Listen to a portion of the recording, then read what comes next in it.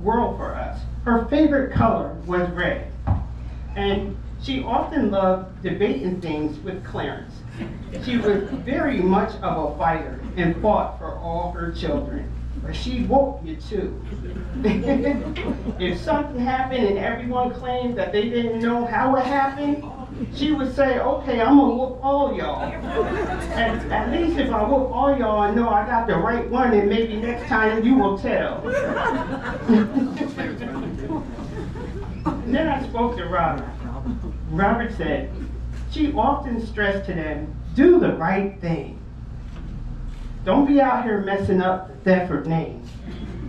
She often said, nothing is going to come to you. If you want what you want in life, you're going to have to work for it. That's great advice. Now I spoke to Clarence, and he said, when we were being raised, if you did something wrong, you was getting a whooping. But if you got that whooping, you must have really deserved it. He said she told us something one time and one time only. One time only, she said it. He said he remembered his mother and him would often debate. And he would just go back and forth. They would just go back and forth. He said he was a first-line manager for PP&L, and she was the lead on the arbitration team at Eastern Hospital. And we would talk union and management all the time. Anytime she knew I was coming to Atlanta, she would always make me rice pudding or a banana pudding. One time, we got in trouble for smoking. I can't imagine him doing that. I never seen him do anything wrong. But he said one time we got in trouble for smoking. Mom was like, line up so I can whoop all y'all. She said, and don't run to the back of the line because I'm going to whoop you twice as hard.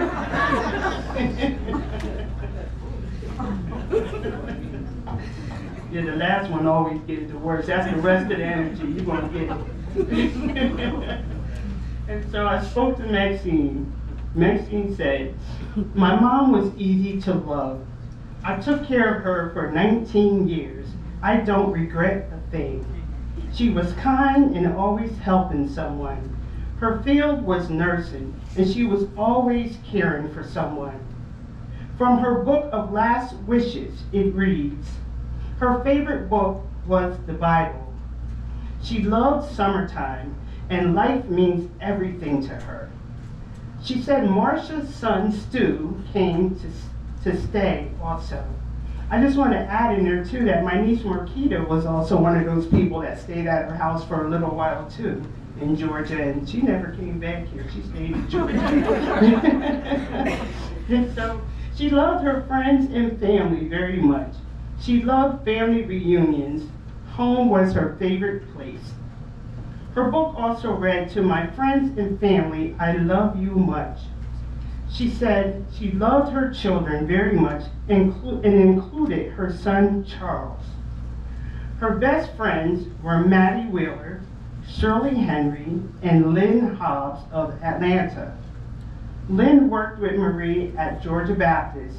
She often would call at Christmas and ask about her and send a black card. For work, she said, I always did my best. I want to thank the family for sharing that with all of us. And I just want to mention, too, that Marie Theadford was the first one that introduced my grandma, Rosemary, to the Bible. And so I'm thankful for that. Yeah. So for right now, we're going to open up the floor. If anyone has any reflections that they want to share, this is your time to come up. As I said, be respectful to the family. If you're one of her kids, you can say as much as you want to. But everyone else, 2 minutes, please. Okay. Okay. We have a special one I want to read for the grandchildren. Thank you, Exes.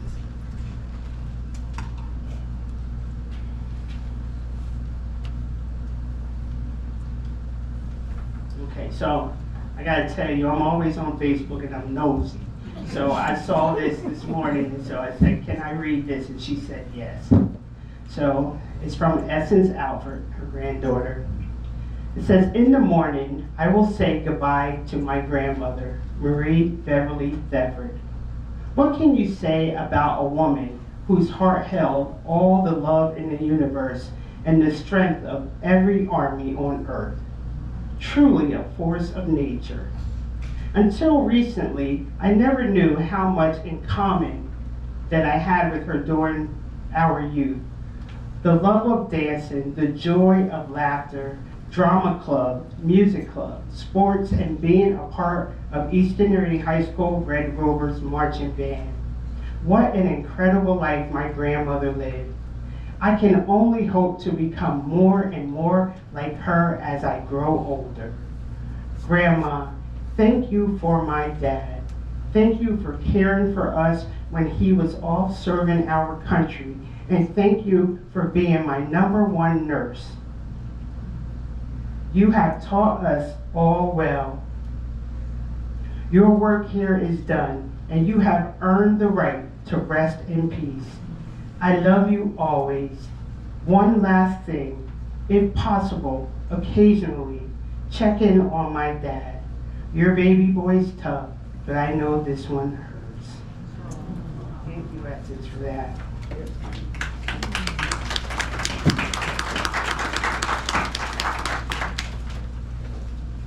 If anyone would like to come up and share anything, now's your time.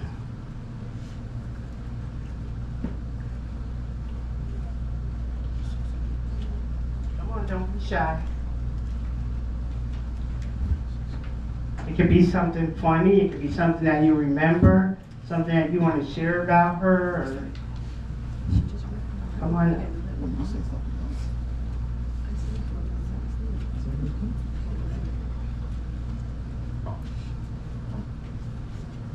I want to say to the family, I'm Reverend David Wyatt. I've gone through these transitions for many years. Being a young man, I learned some valuable lessons from my father, who raised me in the church all of my life. My mother could have me on the altar, she would have. But I want to say that I don't know all of the family, but I do know Miss Maxine, and from the time that I've known her, she's always been and had a gentle spirit, very receptive, very cordial and respectful. She always gave us the utmost respect. She didn't say a whole lot, but she said what she said in a few words, and she was on her way. But I noticed that she had drove a blue Cadillac. I had one of them Cadillacs years ago, so I knew what that bride felt like. But she ruled and she did what she had to do. But the time that we've known her, we love her, and we know that she took care of her mom. The same I'm doing with my mom. I'm taking care of her. She's 81, and she'll be 82 in a few months. And the time that I've known her, I'm gonna tell every one of y'all, love your mothers as much as you can. When they're gone, you're not getting them back. You only get one, and that's the matrix. That's how we got here. I always thought God is a woman more so than a man. I know we call him our earthly father, but a mother was a nurturer. A mother was one who cared for you, took the time out to give you different lessons in life that you will never forget. And just saying, so I would just like to say one part of this song here. Though the storms keep on raging in my life, and sometimes it's hard to tell the night from day, still that hope that lies within is reassured as I keep my eyes upon the distant shores. I know he'll lead me safely to that blessed place he has prepared. But if the storms don't cease, and if the winds keep on blowing in my life, my soul has been anchored in the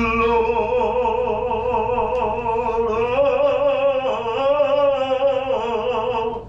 I realize sometimes we're gonna be taught by the wind and the current that seems so fierce.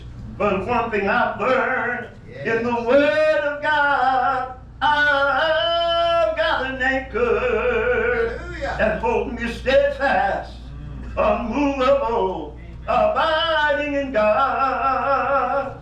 But if the storms, if they don't ever cease, and just in case your wind keep on blowing in your life, my soul has been anchored in the Lord. God bless you.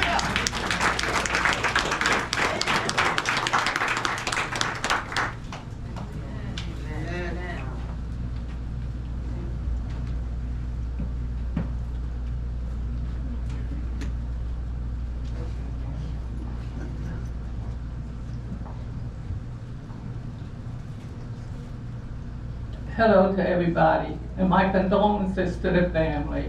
I'm Marie's sister-in-law, and we did lose a beautiful person. It took me so long to get up here because it's been many years ago that I've been around Marie because she moved away for one thing. But I remember when her children were small, and she lived close to me.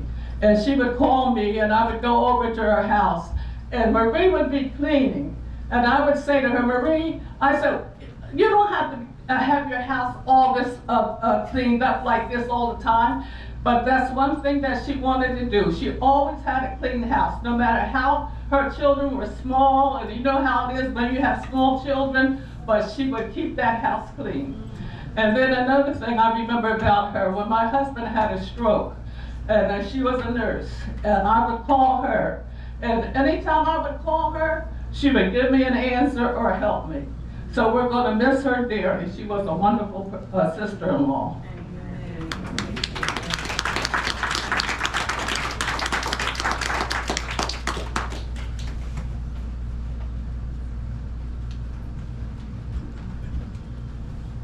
Bear with me, guys.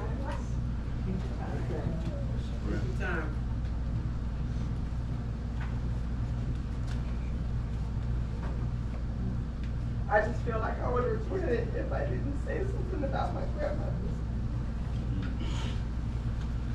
A lot of you all don't know, but she raised me. I lived with my grandma from the age of 8 all the way until I was 19 years old.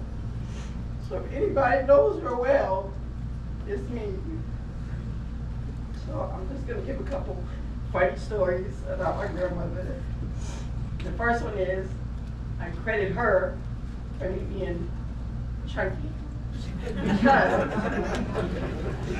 Because with her being a nurse, working 2 hospitals, Georgia Baptist and DeKalb Medical, she used to always let us, as Taisha know, make menus. Make a menu for the week, whatever you want to eat. So our menu consists of Chinese food, and McDonald's, and hamburgers, and pizza. Okay. So me and Taisha always say, yeah, that's the reason why we're big. Because when we were living in our town, we were really tiny, but when we came to Georgia, we blew up. I'm also never gonna forget the time she beat me with Mama Tom. So I tried to change my grade from an F to an A. So I tried it, y'all. I really tried it. It didn't work. I'm never gonna forget. I walked in and I was like, oh, I need to find me a red pen. So I found me a pen. And it was an F. And I was like, maybe if I just draw that line, it's a square A, she won't realize that I got the F. Oh, she grabbed the first thing in her hand, which was Mama Tom. And she beat me and set me downstairs in Maxine's room when she beat me with the baton. What I would give to get a whooping right now. But with her story, she really did beat all 6 of us and send us downstairs. I'm thankful that my dad and Uncle Clarence always sent them down for the summer. So they have just as many memories as I do, because every summer she had all the grandkids. And I'm hoping one day we can make it to where all of our kids come up here for the summer because they don't know what they're missing out on with their grandmother. But here comes Chatty Cathy, which is the name she gave Chantal. So, my memory, it's funny. It was one summer, we were all there, all the grandkids were there. We were being loud, of course, it was during the day, and you know, Grandma worked that night as a nurse. So she was downstairs trying to sleep. She told us one time, be quiet. We ain't listened. We was upstairs, we was laughing, we was joking. She came up, she told us to line up. No lie, oldest to youngest. We were on the middle platform steps. She beat us one by one and sent us downstairs to Aunt Maxine's room. We were all just standing there in line, waiting to be beat. She beat us one by one. One more story. Everybody knows I'm gangster. I'm a gangster. Y'all know that. She's not, but she is. So, my grandmother was in the room, and I had my No Limit CD in the room. We go downstairs, Master P is playing Loud. in her bedroom while she's just laying on the bed, and we're like, Grandma, what are you listening to? Y'all know some kind of Christian rap. New gospel rap. New gospel rap, and it was a Master P, No Limit, whoop this, beat that, rob this, kill this, and she was literally just laying in the bed listening and grooving to my No Limit CD. And it was the funniest thing because I'm like, Christian rap? Oh my God, she just do not know what she got herself into. But that's just a couple funny stories about my grandma. I'm absolutely going to miss her. I did throw her a surprise, well, all of us who was living in Georgia, Essence, me, Taisha, Chantal, we threw her like a surprise 70th something birthday party. And I think that was when she was beginning to get sick, so she kind of still remembered majority of the people there. But I'm glad I was able to throw that for her. So that's probably a memory that she'll be able to take with her up to heaven, where she'll get to finally be with her only child that she lost. So that comforts me. She looks so beautiful. You did a wonderful job. Because I'm really scared to death. I don't think about it. I don't talk about it. Everybody that I've ever lost has been in the month of August. Every single person. From Mandy, my Aunt Marie, Duda, now my grandmother, my Aunt Josephine, they've all died this month. So I really wish I could go from July straight to September. But then God gave me an angel, which is my son Santana, and he was born the last day of this month. So I have something to look forward to, even though I'm here today. So sorry, I know I'm over 2 minutes. Send me the bill so I can send it to Robert.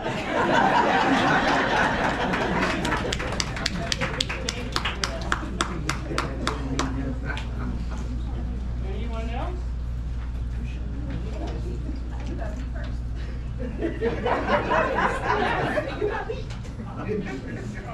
I got one thing to say. Let me get up there. Yeah, I just want to piggyback off the story that Chapman has said about the kids were smoking. It wasn't the kids that were smoking. Roseanne was smoking. And I believe it was one of our cousins, which her name I'm not going to say.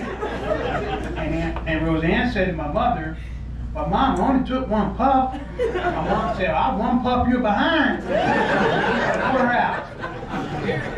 Yeah, so I had to clean that up, but we were smoking. Now he wants to tell the truth. But the story came from her, so I had to clean it up. Yeah.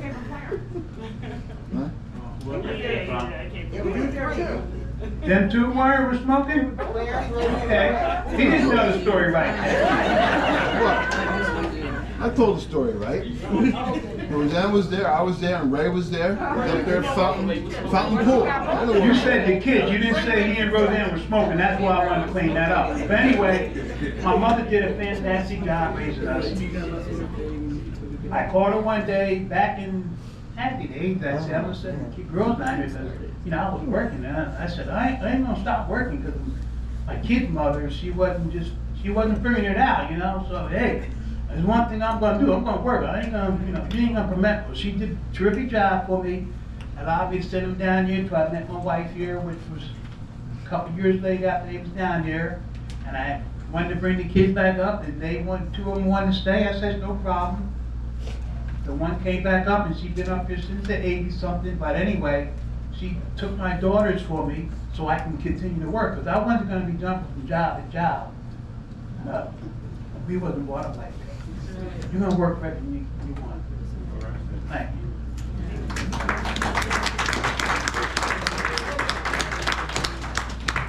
I'm a fair I don't know.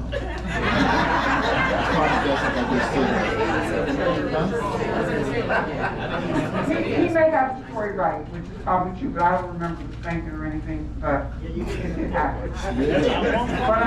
But I could remember some stories about Maxine and Robert, but I won't tell you all that either, because it's equal to what I went through. But we did have a fantastic mother, and she telling the truth about cleaning. You don't want your mom to help you clean, because you're gonna be there hours longer, and she's gonna go through everything to make sure it gets done. So, no, I can do it, Mom, and it'll get done to your satisfaction. All I can tell you is I can remember we should go to the football game, and she said, when I see one, I better see all four. And she meant that. She was a wonderful mother. I mean, I can't gauge her against anybody else except for what she did for us. She was true to beatings, and anything we needed to be done, it was going to be done. So, I can't explain. I know she's in a better place. Maybe a couple of years ago, I probably would have done a whole bunch of crying. I'm okay with it now, because I'm going to see my mother one day. She's definitely in a better place. I'm definitely better with my walk as far as where I am with God. Not perfect, still work in progress. When you get older, I never thought I'd ever hit the age of 50. And I'm 67, I'm thank God for every bit of it. Just try to keep my health right. I mean, I don't know when I'm going to die, nobody knows that, but just prepare myself to live every day as if it was my last. She was a great mother, I can't explain it. She didn't take any jumps from none of us. Regardless of how tall we got, or bigger than her, she was short. I do remember one time she dove on you when you made a comment against her, but that changed. You didn't try that no more. She said, because what she said, I'm going to fall on you, and you're going to hit the ground. So, I don't know if you remember that. I don't. But yeah, she was a great mother. I know everybody has a great mother, but I mean, I can really say she was a terrific mother. I love being the family reunions and everything that she did. One thing she did that if we all went to a family reunion and all her grandchildren were sitting there, I want a strawberry daiquiri peanut. Mom, she said, whose money is this? She treated her grandchildren like, she spoiled them, put it that way. Big time spoiled them. So I just hope they appreciate that and appreciate life and all that's going on. Thank everybody who came for everything. Even the stories you heard, you can tell it all you want, put it on Facebook. It's me, it's my life, what I went through. Still work in progress. Still work in progress. One step at a time, trusting in the Lord in every step of the way. So, thank you all for coming.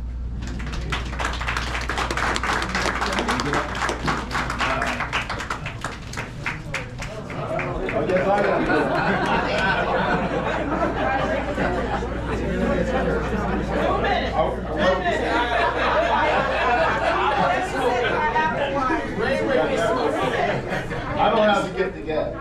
Oh, you do.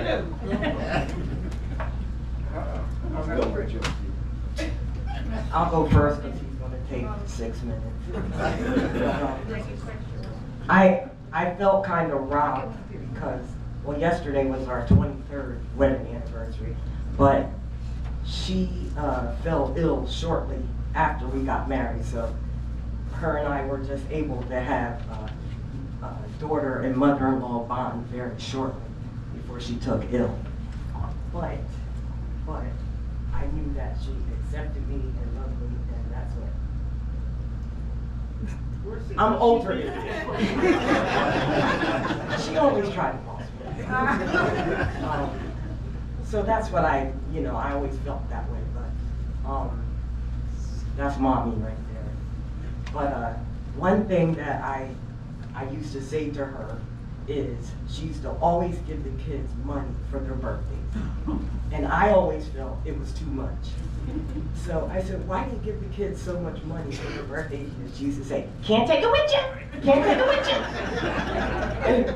And I said, no, because I remember a couple of the kids have the same birthday month, but she still gave the same amount to each one.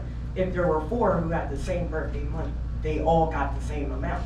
And I just felt that it was just too much. And then I remember after we had either got together or got married, I remember the first one who got, it was a money order, I believe, or a check. Was it a money order, guys? I think it was a money order. Okay. And I remember the zeros, and I said, now wait a minute, this is wrong.